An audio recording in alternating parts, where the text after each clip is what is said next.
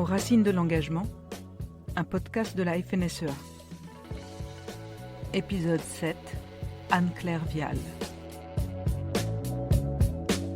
Donc Anne-Claire Vial, moi je suis dans la Drôme, à côté de Montélimar, la ville que tout le monde connaît, puisque c'est la ville du Nougat.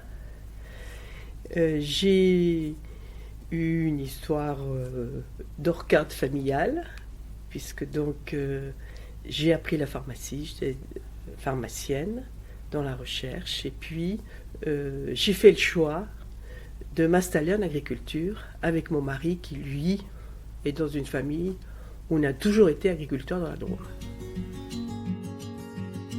C'est une exploitation que l'on dit chez nous en culture spécialisée, donc on fait des semences de pois chiches, de tournesol, de maïs doux, enfin voilà, de soja. On a toujours fait des légumes de plein champ. Actuellement, on est à la fois sur l'ail et sur les tomates. Mais par le passé, on a pu faire des butternut, voilà, d'autres types de légumes. Et puis, on fait des blés panifiables ou des blés sous cahier des charges pour les pâtes. Donc moi, aujourd'hui, je suis associée avec mon fils qui a choisi ce métier indépendamment de nous. Il avait fait aussi d'autres choix au départ. Et puis à un moment donné, il a dit je veux revenir sur l'exploitation. Moi, je suis rentrée dans une famille qui était adhérente à un syndicat déjà, qui était la FDSEA. Mon beau-père a été responsable cantonal, mon mari était adhérent.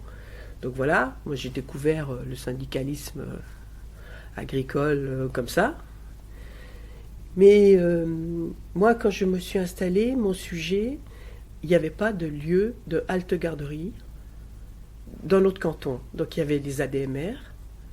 Et moi, je me suis intéressée à l'ADMR parce que je disais à mon mari, des enfants qui sont élevés que chez eux, quand ils arrivent à l'école, c'est le grand choc, que si on peut aller dans des lieux d'espace où on rencontre d'autres enfants quand on est jeune, etc. Pour nous, ça participait, mon mari, on partageait ça, à l'éveil de l'enfant. J'ai commencé à l'ADMR avec d'autres parents pour nous mettre à disposition pour faire une crèche halte-garderie dans le canton. Ça m'a amené à la MSA, parce qu'à la MSA, on cherchait des représentants de l'UNAF, exploitants agricoles. Voilà, moi je crois que l'engagement, c'est des personnes qu'on rencontre, avec qui on a des affinités, avec qui on partage des projets. Et à partir de ce moment-là, je me suis engagée dans ma fédé. Et ça m'a amené à siéger au sein de l'AGPM, l'Association Générale des Producteurs de Maïs. Mais là aussi, c'est une rencontre avec Christophe Derain, pour ne pas le citer, qui est président de la structure à l'époque. Et puis un collègue de la Drôme, et qui m'ont fait confiance, même que j'étais une femme. Je vais le dire comme je le pense, parce que je me suis retrouvée la seule femme à la GPM. Ce collègue, c'était Jean Boulon. Et voilà, c'est une histoire de rencontre.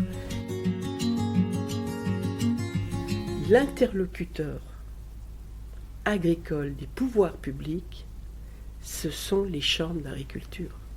En plus, en étant dans une chambre, ils ont une lecture de l'économie, du social, d'un certain nombre d'indicateurs qui permettent de comprendre la profession à l'échelle locale et de pouvoir orienter les politiques publiques. Et si on croit qu'on n'oriente pas les politiques publiques, c'est faux. Quand on recule la suppression d'une taxe sur le GNR, quand on obtient le maintien des travailleurs, du statut de travailleur occasionnel pour les charges patronales, tout ça, ce sont des victoires.